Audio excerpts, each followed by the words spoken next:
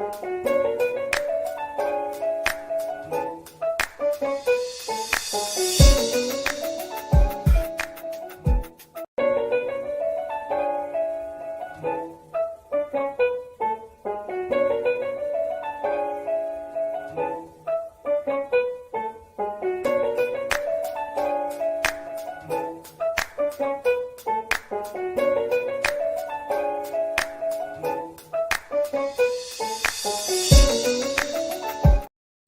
yo, yo, yo, Hey, yo.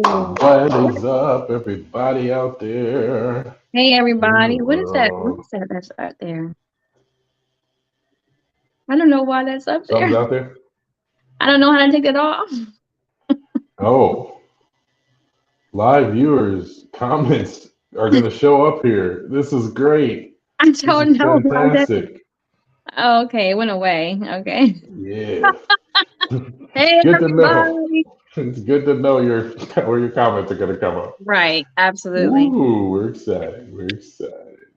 All right. Hey, everybody. Welcome to another episode of the Way Love Goes podcast. I am your girl, Tierra Monique, and I'm joined by my brother from the another coast. I was trying to rhyme, but it didn't come out. Ron, it didn't work out. That's all right. The coast with the most, There goes the Dondeez. most What's up? 90s.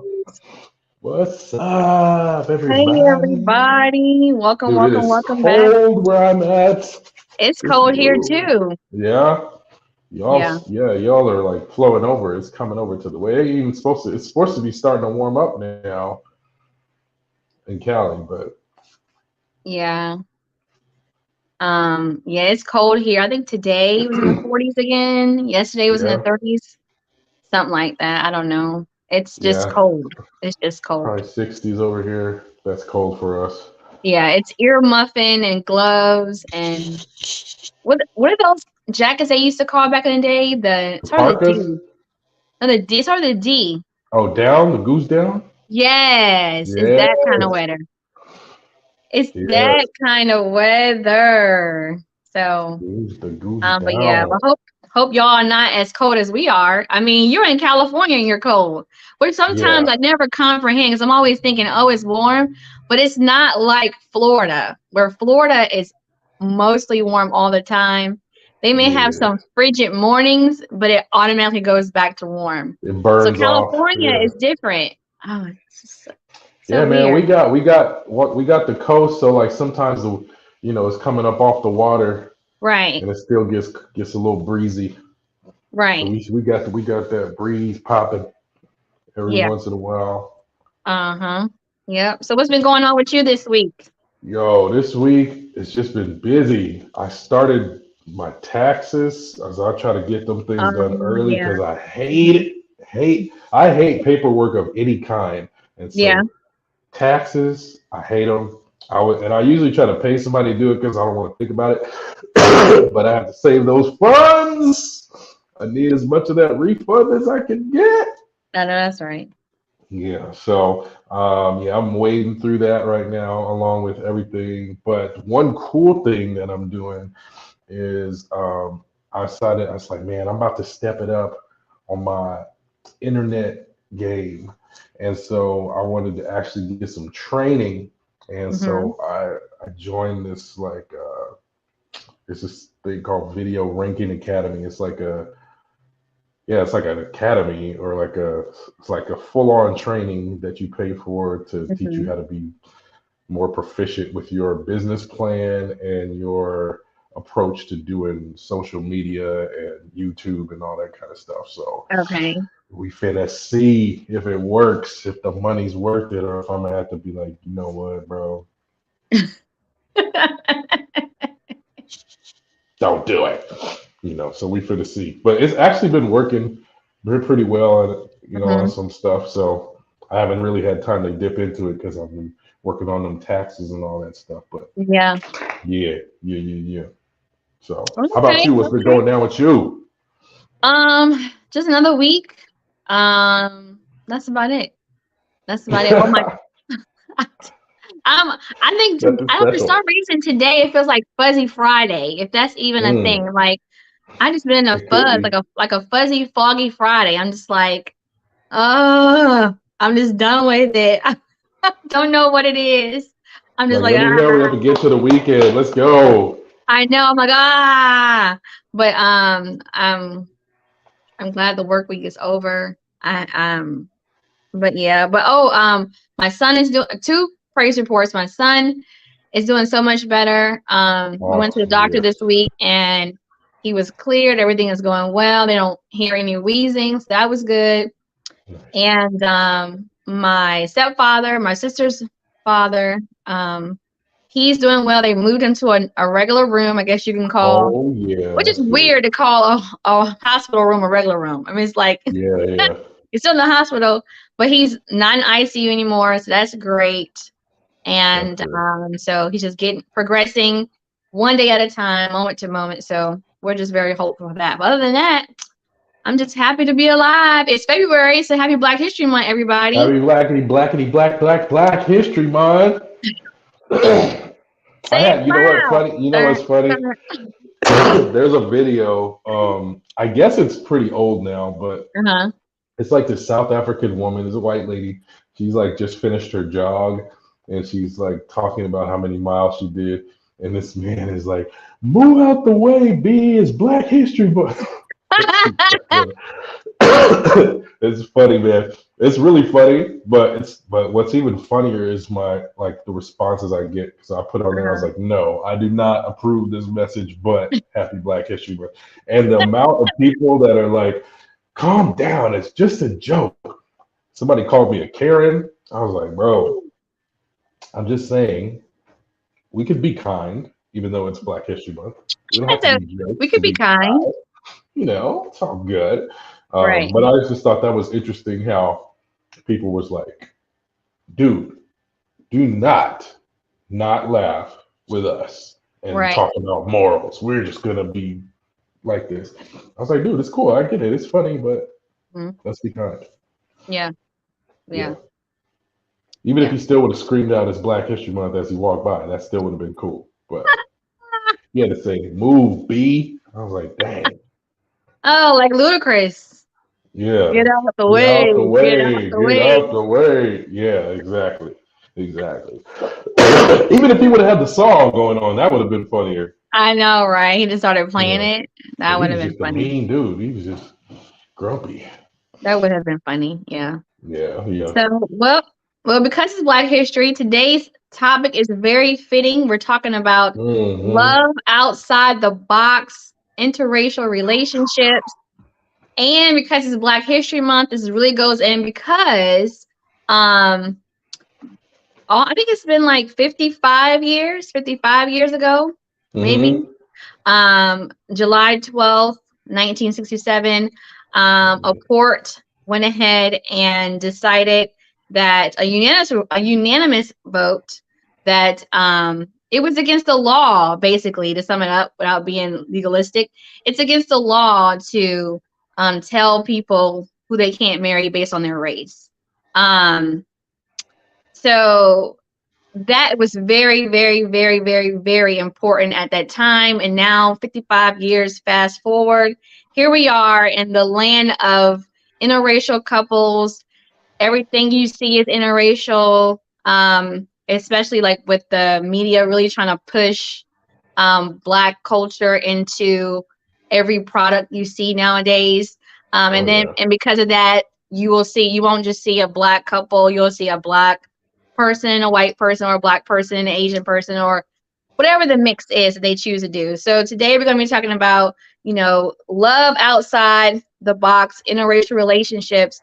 And we're going to be asking the question, is interracial relationships still a little like a taboo-ish in the community? Because some Yes. people are still like, kind of like on the fence of it. I've watched several YouTube videos where people are still like, that's cool for you, but for me, As for but for me in my me, house, I don't think so. we So, will serve the blacks. yeah. So That's what we're talking about today. But before we get into that, don't forget to like, share, and subscribe to the Mm-hmm. Way Love Goes podcast. Tell Mm-hmm. your mother, tell your sister, your brother, to your friend, your enemy, your coworker, your neighbor, everybody you know about the Way Love Goes podcast. It is our Come goal and our on. mission to help people find the right way to love in a positive way, in the right way, and not a negative way. And that's all we want to do. We just want to help you love the right way. Okay. That's right. That's right, man. So, love outside the box, That's interracial what's that? Who's that? relationships. Johnny Gill that had that song. Love you the right way. Sure. Yeah, Yeah, that's right. That's right. That's right. I remember that. What do you Love think you about the that right song? way. Love That's right. you That's the what we right all about, way. y'all. Love the right way. Absolutely. Yeah. Absolutely. So I got a story to start Go ahead. off. Go ahead. I there's a guy that I follow. I got to figure out his name when I'm telling this story. I got to shout to say he's a cartoonist on Instagram, Okay. and he always draws these things that are kind of like, and he puts a question with them, thought provoking. So he had this one. It was like a black dude looking blackety black. He had his fist up. He had what's up, Toya? Hey, Toya. Um, he had the Gumby haircut with the part. He had the Dwayne Wayne shades on, and his girl had her arm around him, but she was a white girl. I mean, like white, like pasty white. Hair was light brown, like just this Hannah for sure. And so the question he asked on there is, can you be pro-black and date outside your race? And everybody on there was like, no, no, no, no. But there was a few of us that was like, yeah, you can. And it turned into such an argument because some people just could not see the two things coexisting, especially within Right. black culture. Like, can you be pro-black and date outside your race? So I was like, this is interesting. I wonder what is behind this so much, you know? And I wonder if it's Right. still the same because that was probably like 2 years ago. Mm-hmm. But I'm wondering if the answer would still be the same now. Like if it's stronger, double down on the no, or if it's like, maybe. You I know, I'm think, very curious on it. I think the two things can exist. Can you hear me? Mm-hmm. Okay. Mm-hmm. I think the two things can exist. I think you can be pro-black and still date outside your race, Mm-hmm. all because you know, if we go based on the basis of when you hear people say, you know, you love who you love, you know, right? Right. Yeah. Say this person is pro-black and they've dated a lot of black people, and it just so happens they go to this event and they meet someone who's not black and they vibe with them and they having a good, everything is going well. Do they stop and say no because I'm pro-black, I can't be with this person? If this person checks off all the boxes that they like, you know, whatever those boxes are, and if they weren't, to me, I think yes, because if you, I think the other part of that, I think is because there are a lot of, we see a lot of black celebrities, like men who are, say they're pro-black, but if you look at their history of who they date, they only date non-melanated women. And I don't say, Mm. you know, um, Alfonso Rivera. I don't know. But yeah, so then that's the question that comes up was, well, why haven't you ever dated black women, you know, or if vice versa, if you're a black woman, you're say you're pro-black, but you've only dated anybody that's outside your race, then I think that brings up the question with that. But I think you can be pro-black and still date outside of your race, because if you're not fueled by only dating certain races, then I think Mm. that, you know, then you should get a pass. I mean, Yeah. like we should be like we have, like I don't know why we think in the community that we have the power to give people passes or no passes or whatever. I mean, people are Yeah. gonna do what they want to do, but I think that I do think that if you are like a black activist and you're pro-black, um, your narrative, everything that comes out of your mouth shouldn't be hatred towards the other race. It should be more about trying to make sure that your own race is getting this same type of treatment as that other race who may be getting the more privileged treatment. Yeah. So it shouldn't be like, oh, we hate that race, or for instance, in the Black community, we shouldn't be like, oh, I hate white people, and white people do this, and the man do this, and the man do this, and Black pride or whatever, and then you go date a white woman. It's like, Yeah, yeah, yeah, yeah. so it's like it's like your conversation, everything that's coming out of your mouth. I'm thinking it should be more, okay, let's focus on trying to make sure that we get equal rights and, equal everything on the same playing field, but with not hating the people as a race, but just Right. trying to make sure that the people who are in power make the right decisions and are fair across the board. Do you think that the two can exist? Oh yeah, I do. I definitely do. I'm living it, man. I'm living it. Yeah. So You know. that's right, because you have the experience of interracial relationships where I don't. I mean, my experience is my mother is Black, my father is Puerto Rican, and that's my interracial. Uh-huh. Uh-huh. That's my interracial experience. Outside of, I think I've had experiences with white men, but they've never really gone anywhere. And of course, I have dated like Hispanics, Puerto Ricans mainly. Hmm. But other than that, that's my only thing. But you are married and your Yeah, wife yeah. is of a different race. So what Yeah, has she been your Korean. experience with dating, or not even, well, in your dating part up into being married?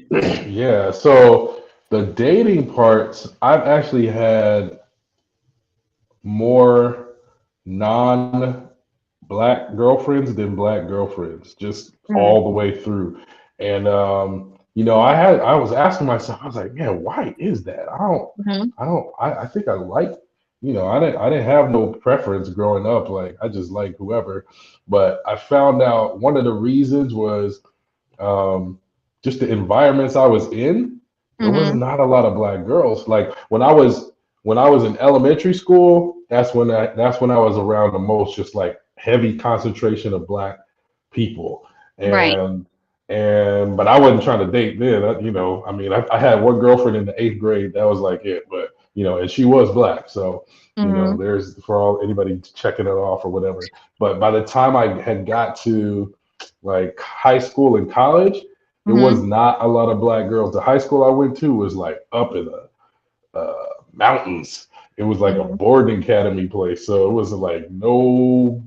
It was the only black girls there was girls I already knew from my church, and I was like, nah, y'all my sisters. I'm not trying to Mm-hmm. date y'all, you know. Right.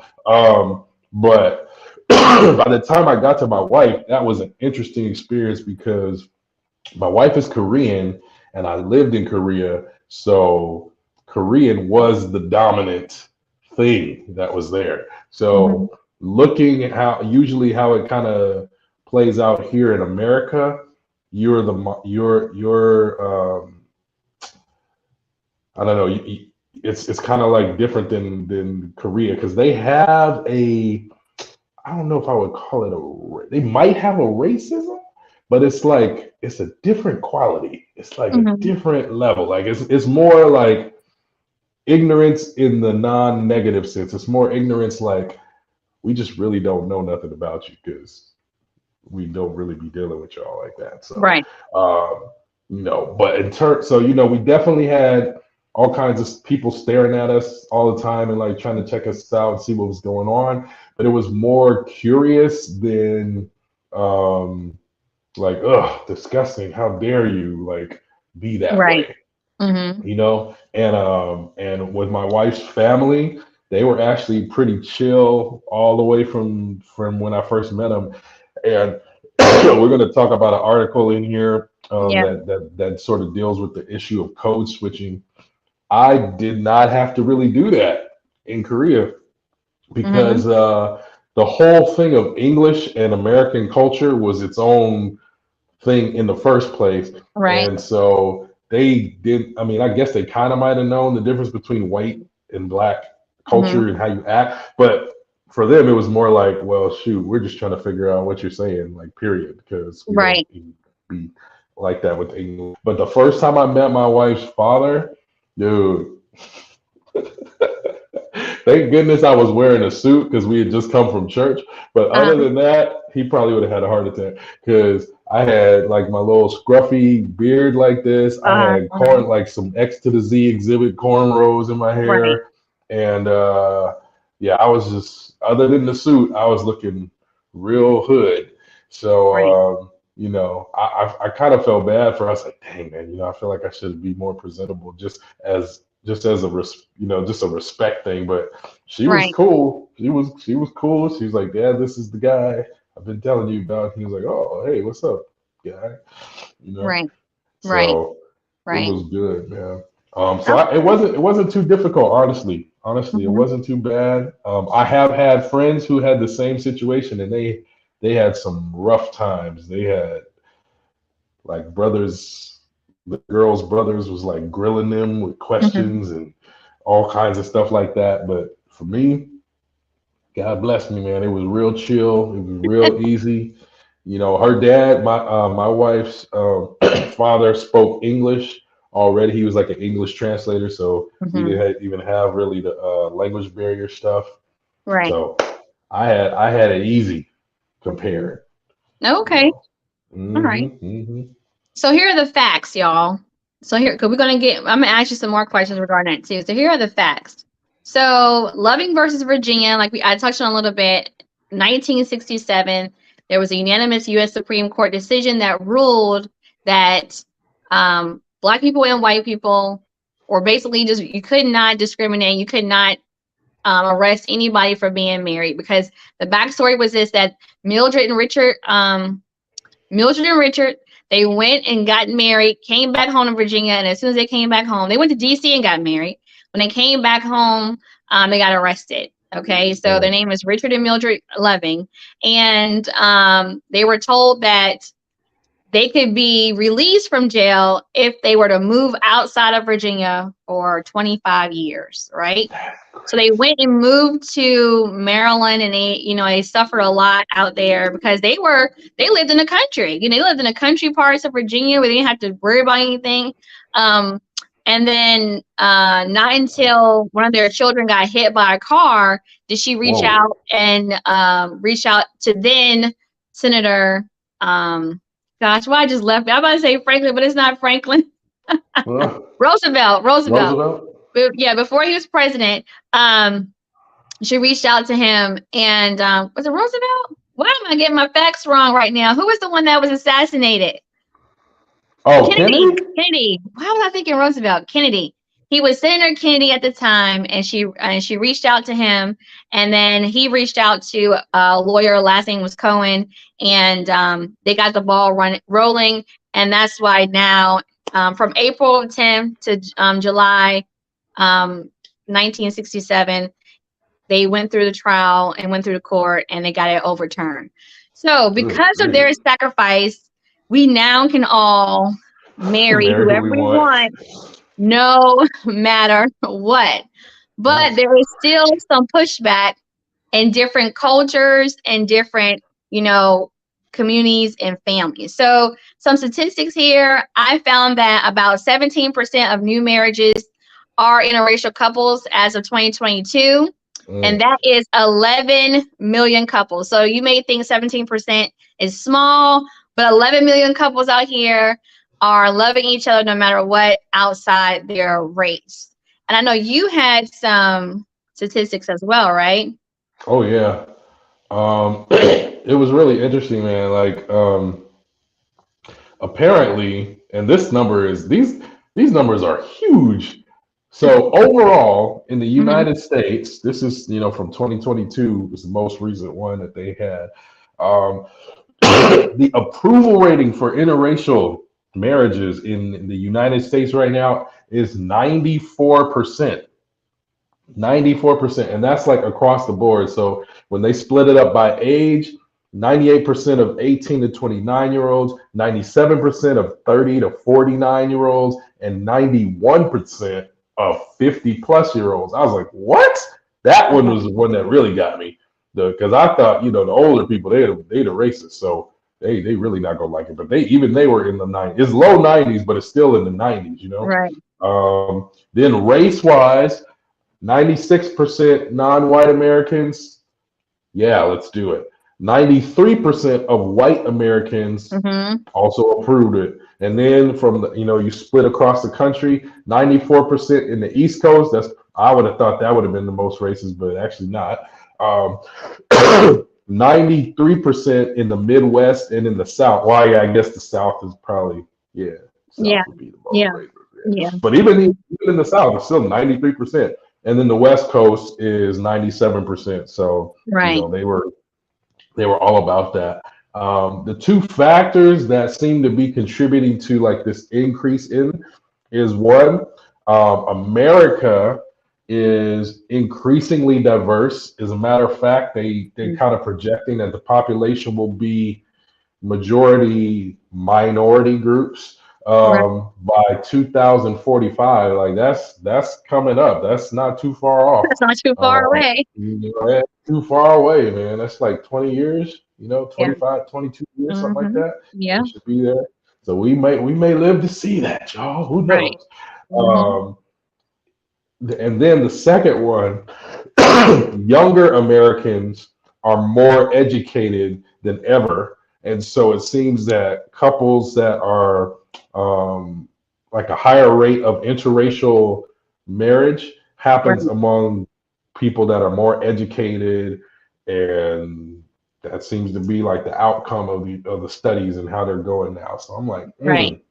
that is some interesting stuff to Right. me. It's like, It's funny though, when you think about it, the fact that, let's just think about this. The fact that nobody was originally here in the US outside of the indigenous people, Native mm-hmm, Americans. mm-hmm, So the fact that we all end up coming here, even though we came here by slavery or immigration or however, we came mm-hmm, here, I say immigration, as immigrants and as slaves, we all came here to this melting pot of diversity, right? mm-hmm. To think that that we would never commingle in a romantic way blows my mind, that people think, oh no, you're supposed to stay with your kind, but we're all together. That's just like if we never listen to each other's music, we Yeah. we never ate each other's food or anything. It's like I think our lives would be so boring, Oh yeah. because when you're exposed to different cultures, you learn much more about them, and then you learn that, oh, I like this. I didn't think I was gonna like this. So it's like, it just blows my mind that people always try to separate themselves from what I think was automatically going to happen anyway. It was like they were trying to stop the inevitable of Yeah. us being able to love one another outside of our races. So Yeah, I man. was thinking about that today while I was watching a video. But Yeah. so we did the experiences. So let's talk about this. So this topic came about, well, we talked about interracial relationships kind of before a little bit when we talked about Black love last year. But Mm. now there is a new movie out called You People on Netflix, and it touches based on a white Jewish man played by Jonah Hill. His name is Ezra, and a Muslim African American played by Lauren London. Her name was Amira in there, and these two meet in a crazy way. He gets in her car, thinking she's an Uber driver, Yeah. and they meet, and then they build a friendship, and then they become in a relationship, right?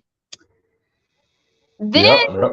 yeah. So then after that, this is where the road, what is it? The tire hits the road or something like that. The rubber meets the The road. rubber meets the road. They forget about, they love each other so much that when it's time, when he decides he wants to marry her, and this is very serious, and he wants to meet, her family or get, permission, because someone said to him, you got to get the father's permission to, propose to her or whatever.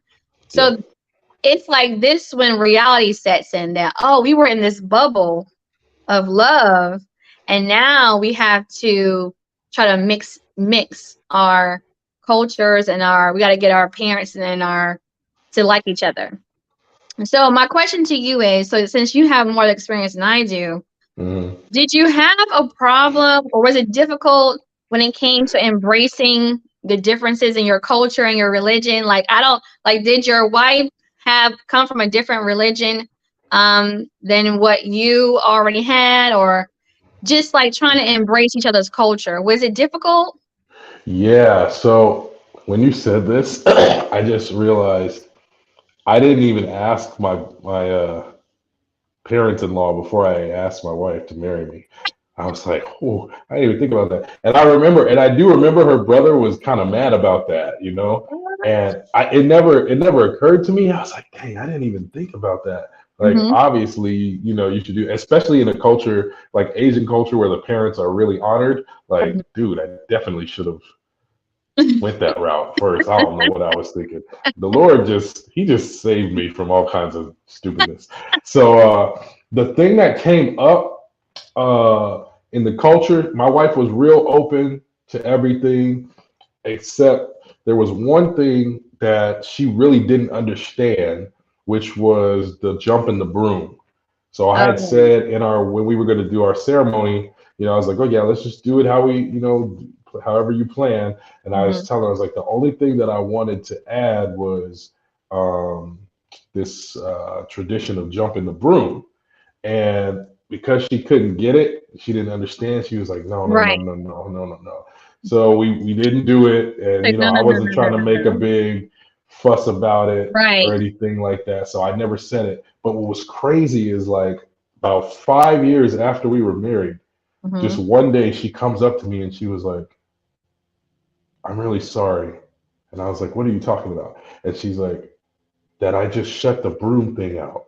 Like I didn't even think Mm-hmm. about that. That's probably Mm-hmm. part. That's something really important to your culture, and Right. was the one thing that you actually asked for, and I just said no, and I'm sorry about that. And I was like, dude, by that time I had kind of forgotten about it, but Uh-huh.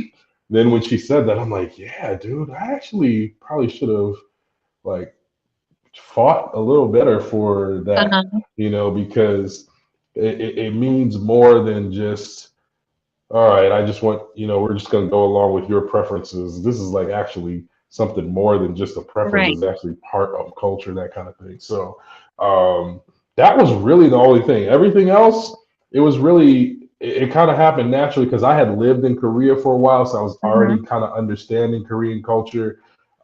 And so whatever I learned from her family was just learning more of it. And my family is real chill, laid back. So we came to America. We moved back here to the United States. She just flowed right in pretty nicely, no issues and stuff like that. So we really didn't have too much of that kind of cultural stuff. Mm-hmm. Every now and then, what happens is like she will she's very sensitive to that stuff. Mm-hmm. So she'll ask before she does. So she'll be like, okay, if I act like this, is that offensive? Or is Right. that okay? Or is that weird? But Right. she's doing it on two levels. She's doing it on just regular American culture level Right. as well as black culture level. Because, Right. I'm a pastor at an all black church, or, majority black church. So there's that extra Right. level, but she's now been in Right. that environment for about 5 years, so she even knows that better now too. So, but you could just tell, her mind is just like on it. So she was like, yeah, yeah, yeah, yeah, yeah. Let me before I do this, let me ask, let me just check this kind of thing. So, and Right. I'm the wrong person because I'm so laid back. I'm like, yeah, do whatever you want, man. And she's like, no, I'm asking you, is it weird? Is it? I'm like, Right. that's fine. That's fine. Right. Now, I'm glad you said that because what I was thinking that when you two people coming together anyway, meeting each other's families, you already have to adapt. Unless you all lived in the same community, I Right. don't. I think there is is a thought process that all Black people are the same, or like all Right. Asians are the same, or all Hmm. white people are the same. Like each family has their own traditions or religion or whatever the case may be. So having to learn that anyway, you have to do that anyway. But when you come from two totally different backgrounds, like where there's not even any kind of similarity, well, not any, but y'all don't look alike. Yeah. Right. Right. So, Right. Right. um, Like not then at it's all. like a yeah, it's like an extra. I wouldn't say pressure, but kind of pressure. Like you're in a pressure cooker, or trying to like make sure that you are respectful and Hmm. all that good stuff. So, do you think that, like, I know you wrote a question. Do you think that the movie really portrayed how each family was trying, or did it like fail as far as like that?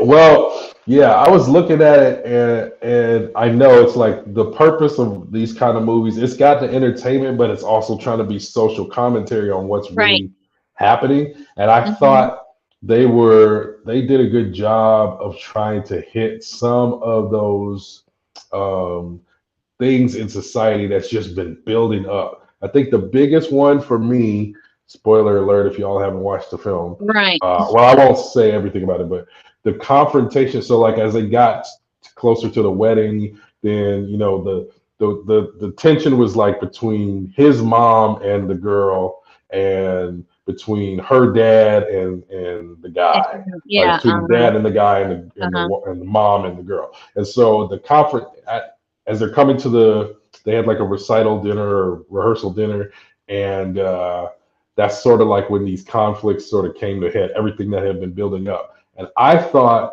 the build up between the mom and the girl and the lady and Lauren London's character, I Mhm. thought that was the biggest reveal, because I think that's the one that really happens, Right. and it doesn't uh, it doesn't get addressed. And so, like, the Right. way that she was telling her, because she was pretty chilled most of the whole time, she was like, Mhm. ah, da, da, da. Right. But when it came to that moment where she was really blowing up, all the stuff she said, it was so on point. I was like, Yeah. dude, that's true. They do be treating women like they're like a little toy, like an ornament or something.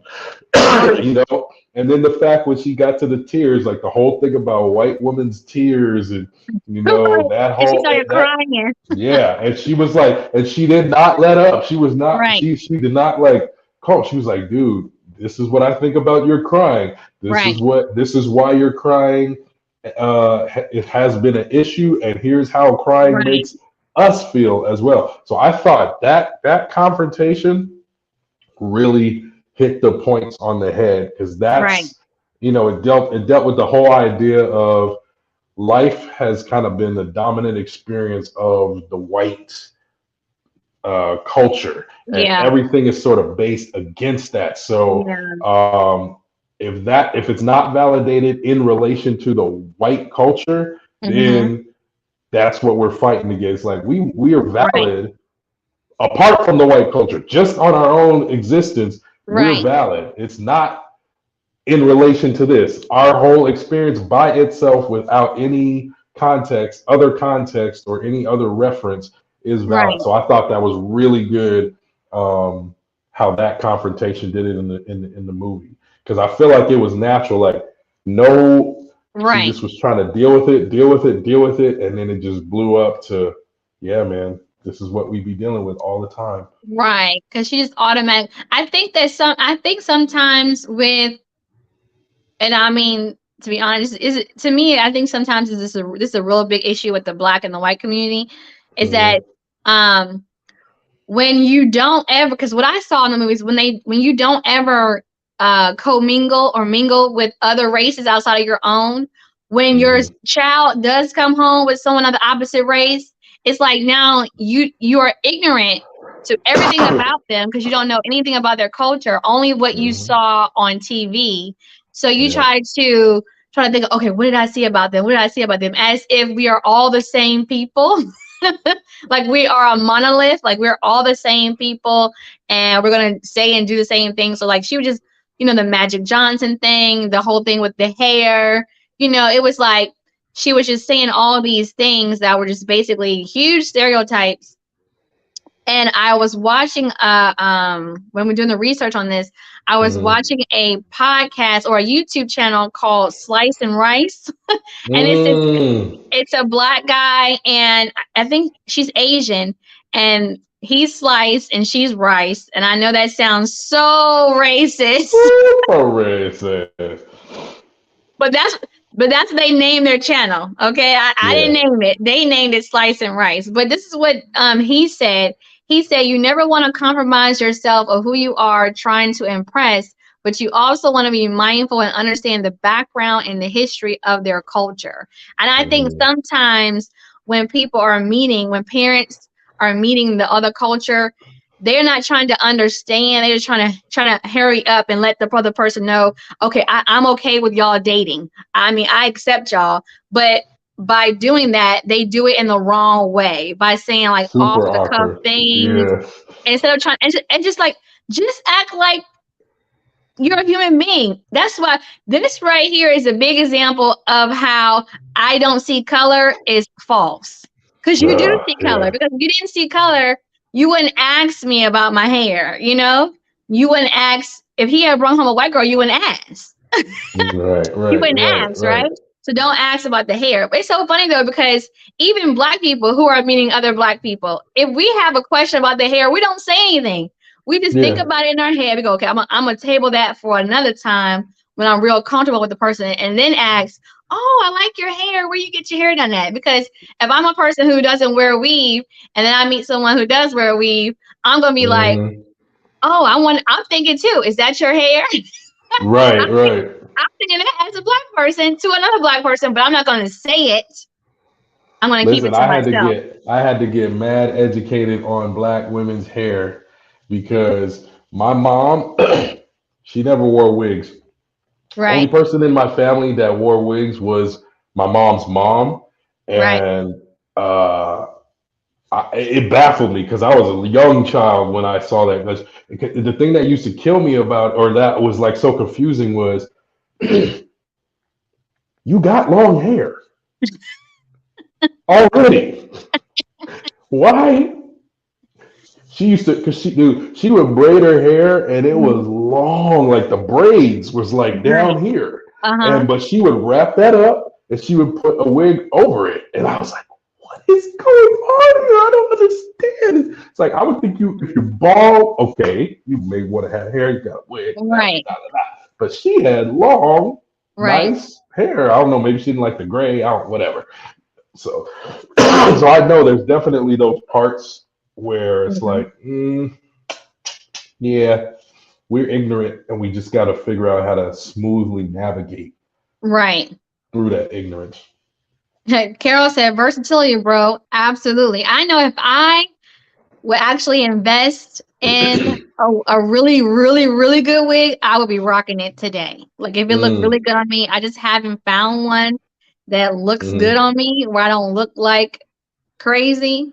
But That I you're mean, wearing a I go, wig. oh, when I see women who can wear them, I'm like, oh, it looks so good on her. But for me, I haven't found one yet. So Yeah. I just haven't found one yet. But yeah, but I thought that they would sometimes you just try too hard. I think that's one of the things that people should know when you're meeting the other race. Don't try so hard. Just be yourself. Don't try Yeah, to do it. yeah. Don't try to overdo it. What else did you find? Yeah. The other thing I was thinking about with the film was there are people who mean well.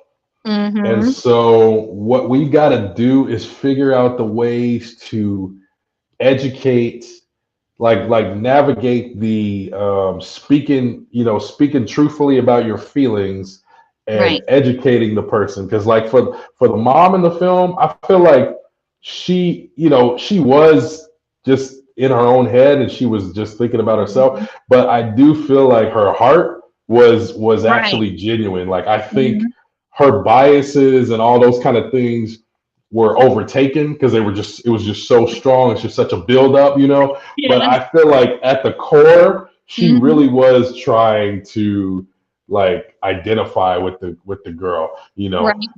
And so it's the what it made me think about. I had a situation where I met this lady and she had like a t-shirt company, Mhm. and we got to know each other through internet, through like social media and everything. But Mhm. she was here in the city where I was, so she was like, yo, I want to make a shirt for you. And she had made some shirts for me and everything. And it came around the time of Juneteenth, and Mhm. she was like, yo, I want to do some Juneteenth shirt. What should I do? And so I was like, what up, what up, what up, Christine? She was like, yo, what should I do? And so my response to her was, well, I don't want to tell you what you should do. I want you to think about what it is about Juneteenth that you like, and then figure out how you can represent that with your shirt designs. Right. And she took that as, why are you up all in black people's business? Why are you bothering me with this? You need to go figure it out for yourself. And because what she did is, I checked back with her. I was like, so what did you decide to do? She was like, I decided it wasn't my business, so I'm just not going to do it. And so Oh. she just didn't make any kind of designs. And then on Right. top of that, she had just had somebody call her, and say, I'm not going to work with you anymore because I need to support a black business. She was white, and she had a Oh. t-shirt business. So Right. it's like you got people who do that in all areas of life. Right. So when you get something like that, when it comes to relationships, like Mhm. if say somebody was dating them and they got this, conviction about blackness, and they're like, no, dude, I gotta be pro-black, and that means everything, all black, everything, Jay-Z. And so they're like, listen, I can't date you no more because you ain't black. We Right. done, finito. I was praying, and then Dr. Umar came in my ear and was like, you got to get you two black queens, get rid of that snow bunny, do it now. And then so we can't date. Bye. You know what I'm saying? It's just like, dang, man, like find the find the balance when Right. you're doing all of this, right? Right. Find the Right. balance in it. How can you do that? So I um was, you know what?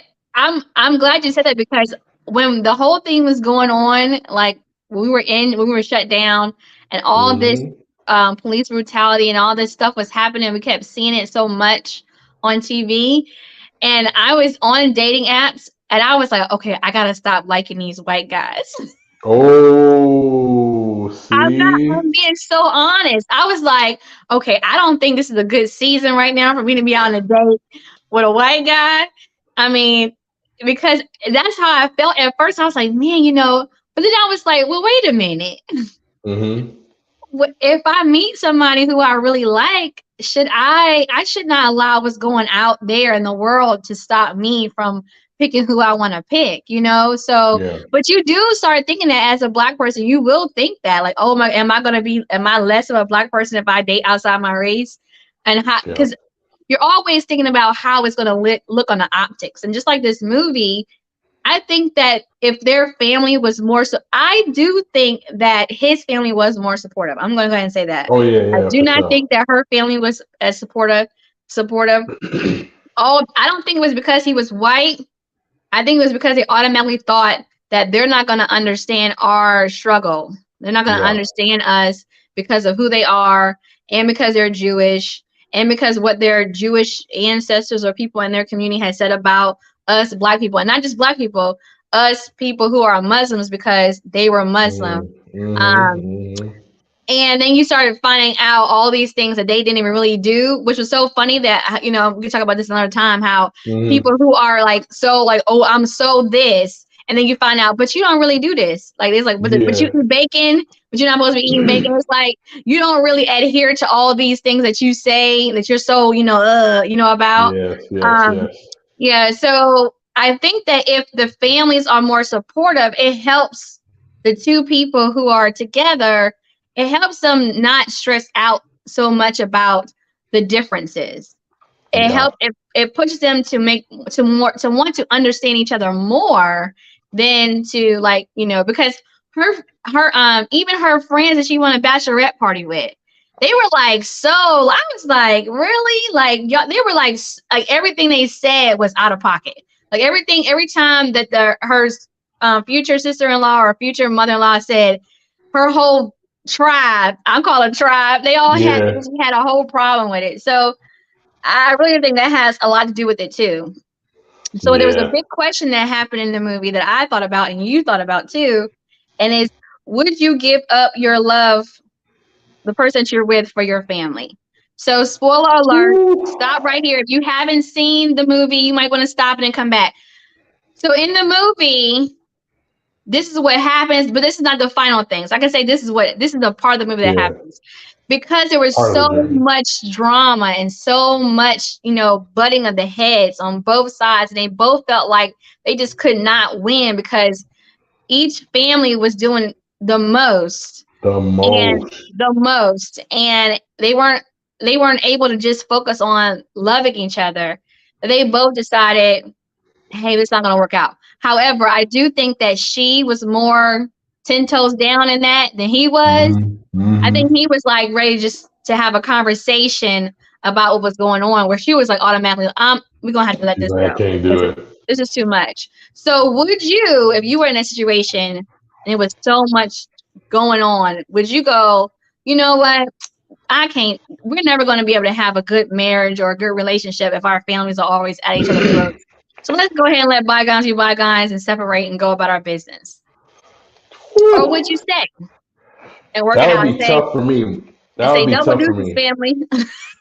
Yeah. Because my personal personality Hmm. is like, I am not gonna let anybody control me. Right. That's the thing that would have just irked me. The only reason I would give up on the relationship is if I could see that it was too much for the girl Hmm. or for the woman, whatever. I mean, I guess if we're getting married, woman. If it's too much for them, Right. I'm not going to impose, stress on them for that. If they feel like they can't handle it, actually had one girlfriend when I was in college, early college, who when we started dating, she told me, "Listen, man, my family is not really open to this, but I Hmm. don't care." And so when Right. she told me I don't care, I was like, "Okay, if you don't care," I'm like, "Look, I'm a black man. I be dealing with this all the time, so I know what it is." Hmm. She said, "I don't care." We were good, but it did get to the point where it was too much for her. And then she told me, she's like, "Man, I'm sorry. I really wanted it to work out, but it's just getting too crazy." And so, since it was coming from her, I was like, "All right, cool, whatever." It also wasn't to the point of marriage. We were just dating, so I don't know if it was getting close to, like, if it was a fiance situation, I might have worked a little bit harder at it. But yeah, yeah. For me, like if it was my family that was the pressure, I'd be like, "Oh, y'all out. Bye." Yeah. Hmm. Yeah. Hmm. Because I Right. feel like eventually they'll come back around. Right. I feel like the familial love will work its way out. If they realize, dang, I'm not going to be able to see my grandkids, I'm not going to be able Right. to see my son, whatever. I feel like they'll work it out. But Right. Yeah. yeah, I don't know about Yeah. you.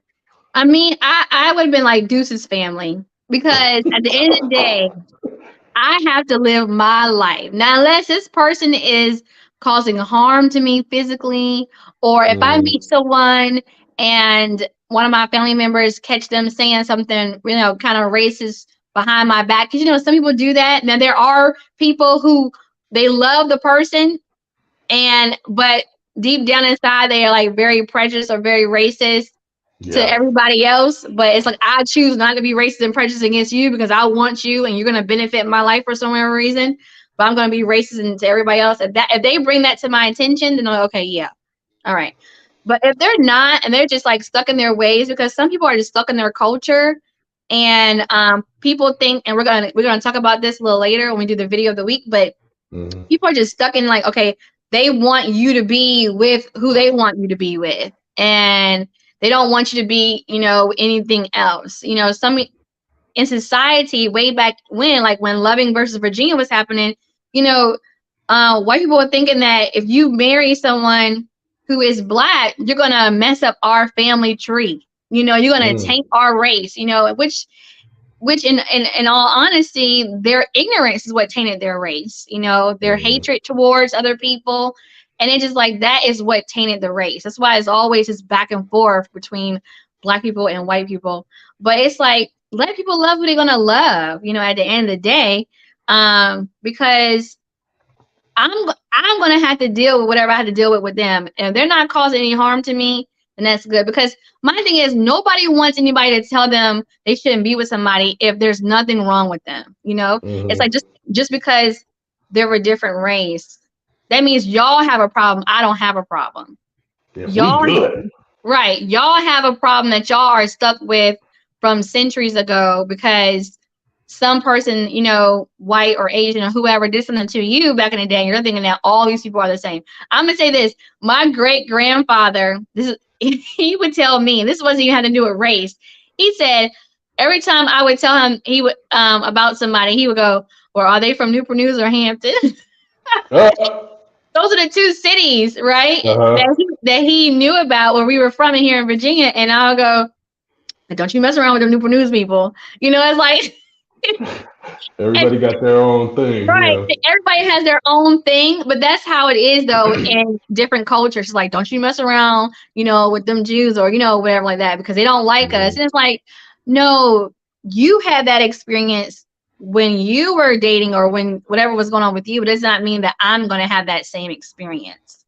yeah. So do you think so in this movie, I think that like you had pointed out in the notes, that if you talk about it first when you're dating, Mm, do you think that would deter any kind of flakiness once you get serious and someone has to bulk? Like if I already know, if somebody comes to me and say, look, my Aunt Sue from Alabama, she is so racist. So when we meet her, just don't take offense because I'm telling you right now, it's not gonna whatever she says, it's not gonna change how I feel about you. And we gonna still be going. But I just want to let you know before we even yeah, because yeah. she's gonna be there because she's gonna be there when we go see my folks. Do you think that would help I though, do.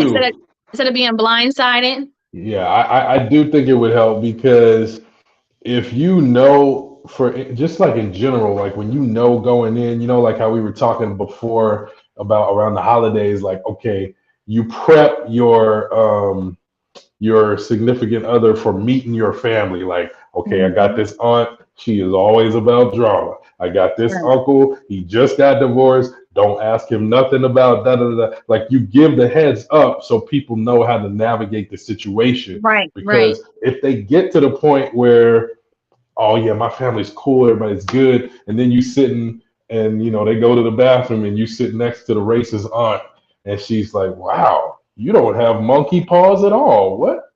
Your hands looks like mine. How'd you get that? And then you right, got to try to navigate that, not knowing but if she's the racist aunt and then she says that and you're like, oh, okay, I can have fun with this now because I know this is the racist aunt. So right, I'm ready. I can just have a field day and explain to her, yeah, I had this special serum and it was anti-monkey serum, and I got a lifetime supply of it, so my hands look normal like yours. And I have my own time with it or whatever. right, Versus like I don't know it, I'm caught off guard. Now I've been called the N-word 5 times or colored or right, whatever, right. and now I got to try to like deal with that. Like that's like that would be like an extra weight that I'm holding Mm-hmm. through the rest of that event that I Right, didn't know I was going to have to deal with. And it's only a right, weight because it caught me off guard. So yeah, I definitely think those things can help. right. Now you found something else too when you were looking regarding code switching. Um, Oh yes. Yes, yes. It was a New York Times article. And I'll give kind of like the summary of it. yeah, Basically, it was talking about the whole idea of code switching, and they it interviewed these different couples. They started out with this one lady. She was black, and she was very nervous about. having her wearing her natural hair around her boyfriend who was white. Mm-hmm. They had another lady who uh, she in general was from like her roots was like deep south, like Mississippi, and she was talking about how she would actively code switch because she liked to date mostly white dudes, but she knew her natural being is real, just like Right. Southern, Mm-hmm. just chilling, right? And then there was this a guy who dates mostly white men, Mm-hmm. and he said he didn't even realize that he was code switching until the dude he was dating at the time called him out on it. I guess he was like lost, and they stopped to get directions, and the guy he was talking to was black, and so they Mm-hmm. were talking. And then when he rolled up the window and got back into the car, I guess his white date or his white boyfriend was like, "Yo, why are you talking different now? Like, what was that all about?" And he's like, Right. "Yeah, I didn't even recognize it." So that made me think of something though, Mm-hmm. this whole idea of code switching, right? It's interesting to me how some people can have a majority. I don't know if it's a preference or what it is that Mm-hmm. makes them want to date outside of their race. Uh-huh. In the case of the two people that were in this um, article, there was a man who his preference was white men, or he said he dated mostly white. He said he dated mostly white men, and there was a black woman who dated mostly white men as well. Mm-hmm. And it seems like it's their preference. But my question is, what is so beneficial that you are willing to subject yourself to that situation where you're gonna not be able to be your authentic self? Like, what is such a good benefit in those types of relationships or in that relationship dynamic Mm-hmm. that you are willing to subject yourself to that awkwardness just so you can get this? Like that to me, that's something that seems kind of weird. Right. Right. Yeah. It seems like it seems like the thing you do when you don't want any drama. Like you just want to get this over with. I think, Mm. so if you're always talking slang all the time, and then you go meet the folks, and you're like, and now you're talking really everything is proper, there's no slang. I Hmm. mean, you got to be respectful at the same time, but Yeah. you start talking differently. I think to me it sounds like it's more of a, I'm just going to do this so I don't cause any kind of drama between you and your folks when this is Hmm. over, and they can accept me. But I think, Mm. like I had said earlier, from those the couple from Slice and Rice, Matt, he was like, if you have to change your identity to be with someone, then you're not being your true self. And so Yeah. it's like, if my whole thing is I want to be with you and you accept me for who I am, then when I come to this situation, when I come to meet your folks, I'm not going to change who I am. I think that it's one thing. I think it's horrible if your partner tells you, okay, the thing that you do when you do this, don't do that. Like you Yeah. try Yeah. to try to change you. Like they like that part of you, but they're trying to change you now so you can look a certain way. So they can put you in Yeah. a box and give you as a gift to their family, so that you can be accepted instead of just Yeah. letting you come as you are without being disrespectful. I think that's horrible. But I think, but when you do it on your own without them telling you to do that, I think it's a part of you is saying, I love them so much. I don't Mhm. want them to have this any kind of beef or drama within their family. Like they just trying to Yeah. Yeah. keep, like trying to keep the peace, like trying to keep Yeah. the peace within their own family, even though they know that based on what their partner has probably told them about their family, they know they probably wouldn't really accept me. Yeah. But I'm just gonna go ahead and just play this part so we can go ahead and let this be. Yeah. Yeah, there could be a lot of other underlying reasons, Well, but that's the first thing that came to my head. I so I get it with the family, but the thing is, when I was reading this article, it Uh seemed huh. like the lady is like, I mostly date white men, or the dude was like, I mostly date white men, and I'm like, so But because it why? seemed like they're changing themselves for the relationship. Uh Like, huh. I'm dating this white man, so I gotta act less. myself. And I'm like, Uh-huh. why would you keep dating white men if you keep having to put yourself into that awkward situation? Like, why don't you date black men? Or why Right. don't you date somebody that you don't have to be like that with? Right. That's just, and we don't have them here to explain themselves, but Right. I just always think about, I feel like that's the difference. Right. If you're doing it like situationally, like, yeah, I'm going to meet their family, I don't want to sabotage the relationship before it even gets going. I could see that. But it's like, if every time I'm dating a white man, I'm going to have to change up, then stop doing that to yourself. Or why do you Right. want to do? It's like, what benefit is so good that Right. you would do that to yourself? You like, yo, dude, I'm trying to get this house. I need that credit score I on need I my need side. the effect, the benefit of who they are to fall on me so I can get something. Or I know I had heard somebody say on one of the videos I watched on YouTube, and they were saying that if they were saying exactly what you said, but they said that if a person is always dating outside their race, that means there's an internal issue within themselves, and they don't accept Mm, and love who they are as their own race. If they're always yeah, preferring another race um over themselves, or yeah. like and the flip side to that would be they've had several experiences with their own race that were not great, so they automatically assume that the other race is going to be better, Mercy. but it's not. It's them. Something always comes with something. Nothing is never Yeah. without any kind of adversity. Like there's always going to be something. It's just going to be wrapped up in different paper. It's Right. it's going to be there. It's going to look a little different, but you're still going to have to deal with it. Which comes up about racial fetishes, like Mm, people yes. who like automatically do that on. They have this fetish of dating people for whatever they can get from them. So, like for me, I have experienced racial fetishes, like white Mm, men who only wanted to talk to me because for some reason they wanted to fulfill some kind of fantasy in their head of being uh-huh. with a black girl, to the point where I had to start asking guys when I was on dating apps if they were white, and I go, "Do you normally date black women?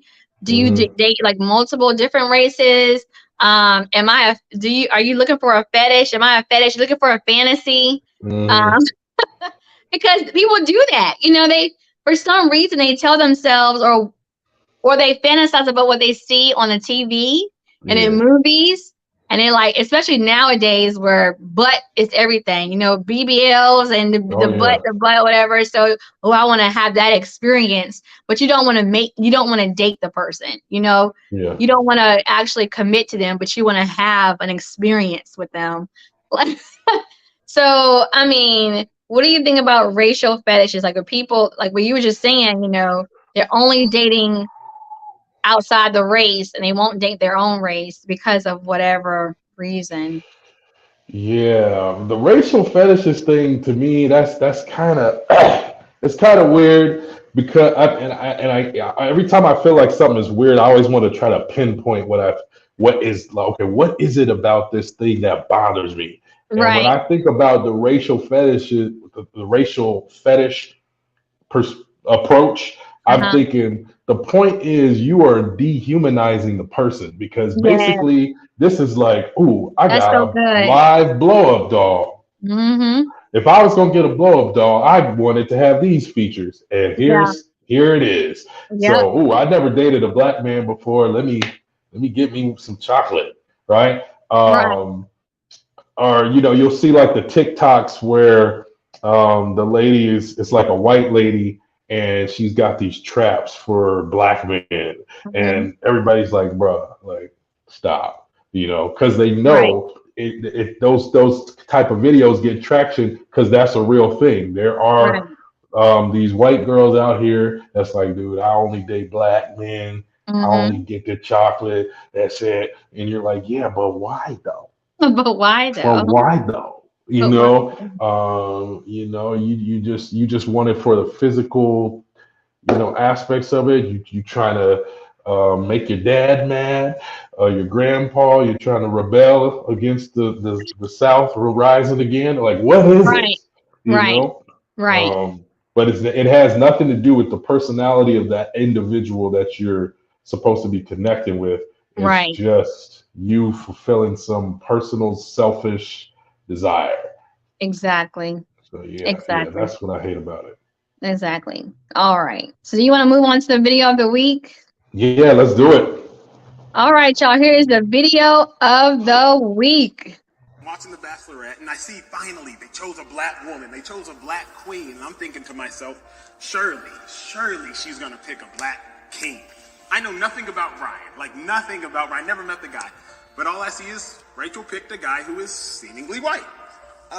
I felt some type of way about that. What would you say to someone who shared those sentiments? What would you say to them? Well, friend, I don't even know if I should say friend after you just said that to me. No, I'm kidding. But honestly, I had to say, you know what? My journey of love can't be any different just because the color of my skin is. And people can't judge me for picking someone who doesn't look like me.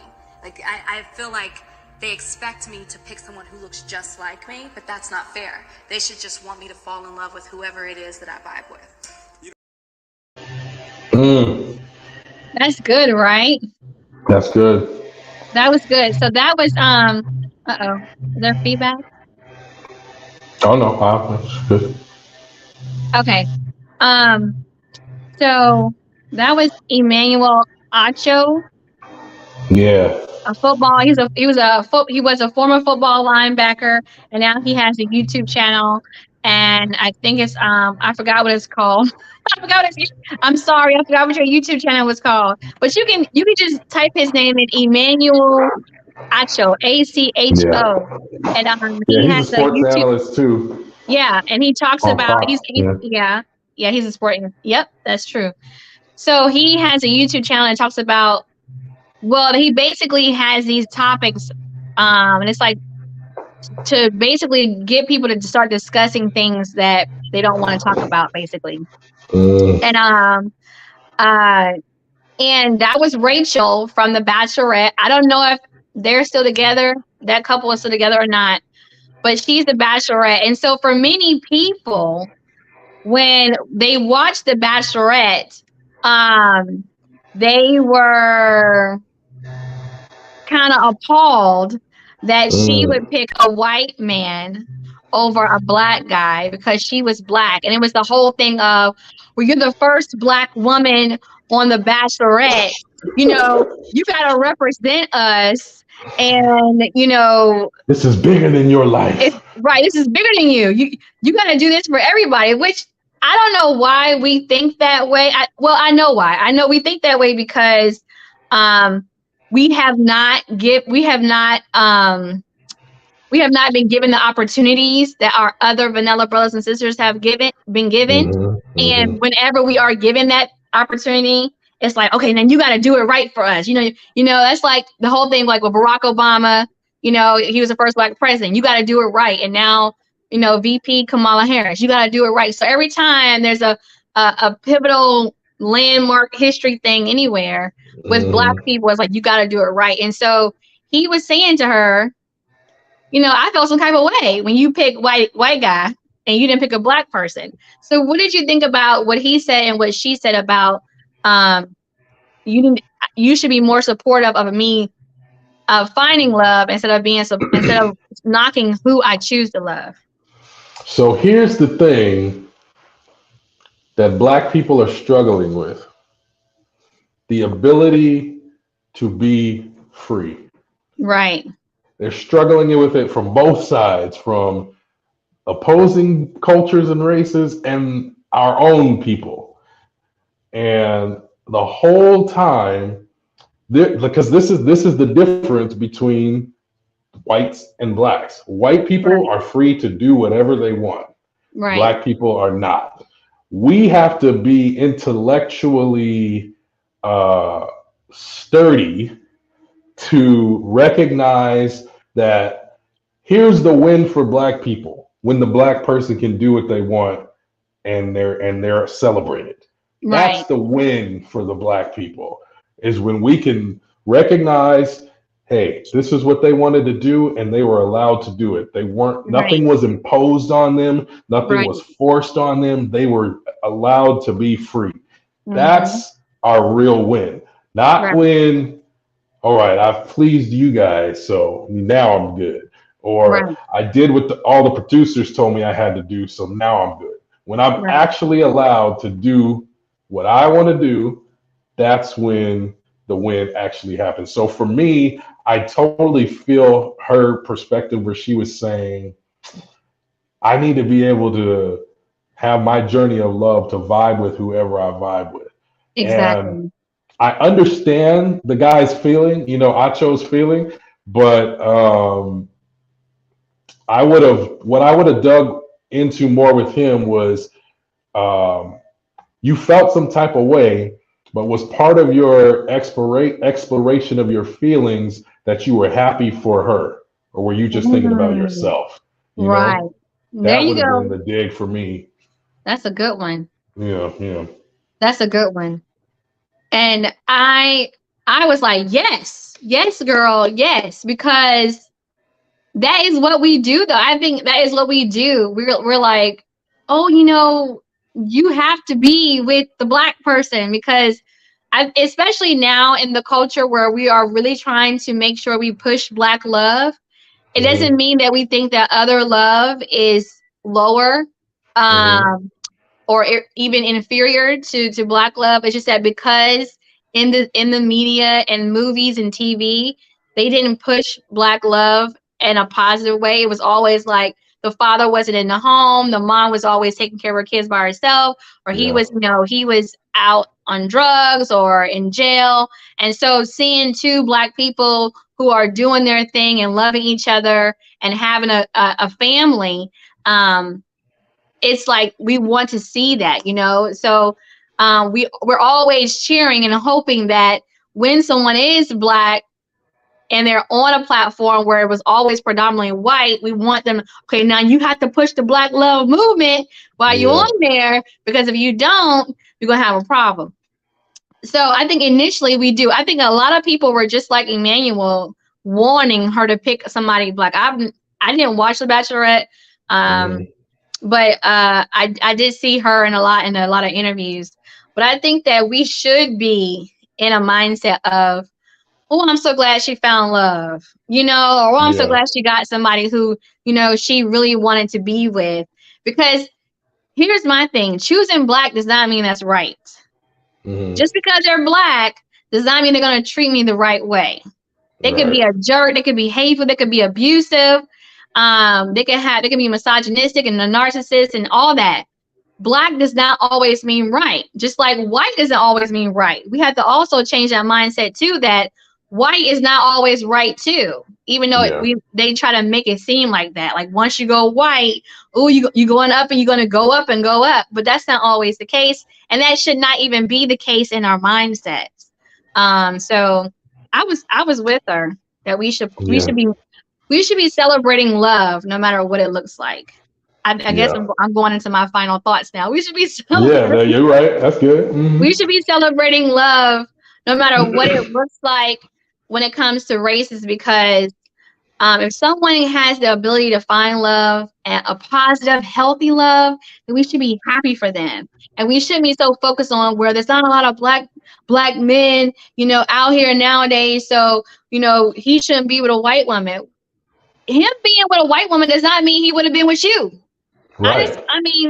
Just because he chose her does not mean he would have chose you. Like, I don't know why we think that way. And I think a lot of Black single women think that way because you've been wanting somebody for a long time. And then when you see a Black brother with another race, you're like, dang, she done took him from us. She didn't take him from you. He don't even know you. It's like, come on, people. It's like he wasn't even going to know who you were. You weren't even in the category of the options or nothing. So it's like, let's just support love and support people who are trying to do the right thing by each other and love each other in a healthy way. What's your final thought? Yeah. So I'm paraphrasing. It's a verse that's in Ephesians, and Okay. it talks about we've used it a lot. It's like carry each other's burdens, and in this way you fulfill the law of love. Mm-hmm. And I think to carry each other's burdens is to recognize the reality of a situation, Mm-hmm. but let's work towards doing life together in the most positive way possible. How do Right. we uplift each other in ways that are beyond self gratification, right? Like Right. Right. if we're doing something and I know it makes you happy, I'm gonna try to celebrate that, even if it's Mm-hmm. not my preference for myself.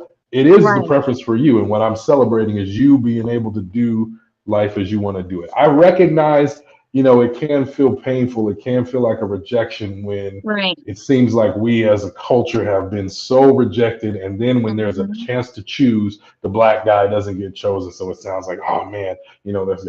But you can't look at it solely like that. You got to Right. look at it as, hey, here's this black woman. She got to be a bachelorette, and she got to choose love. Let's celebrate her, Right. and and also to remember that, just like, if somebody's like, these white women are taking all our black men, the white woman took her pick of all the people that were available.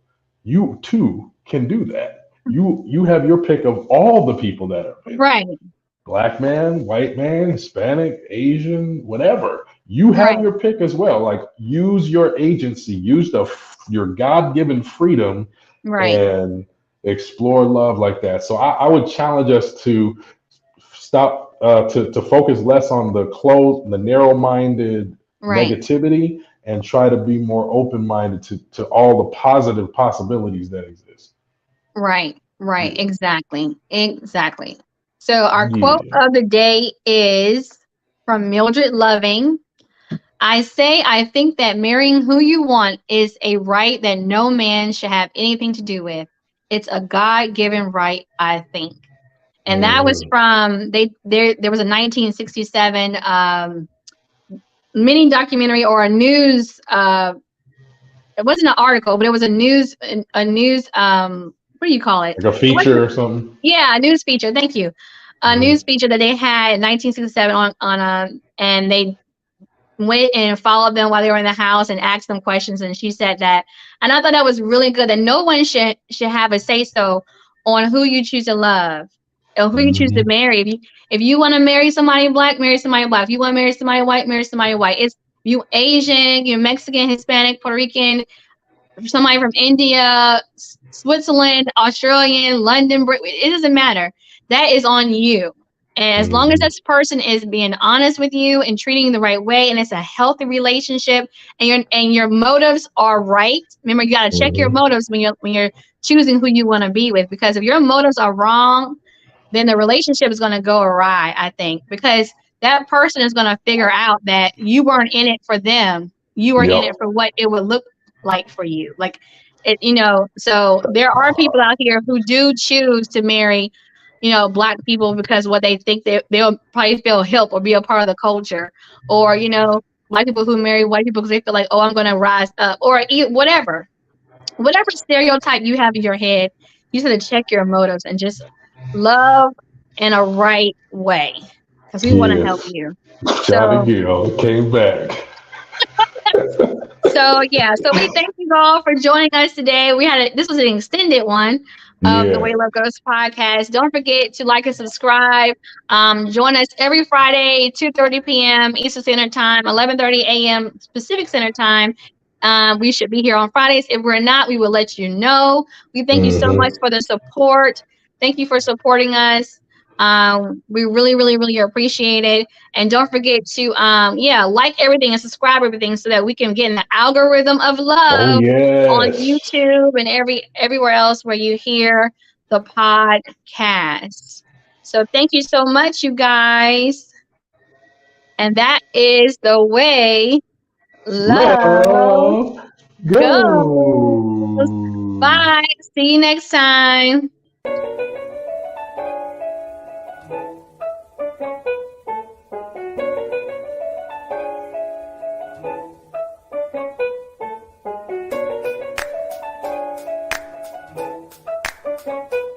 Bye.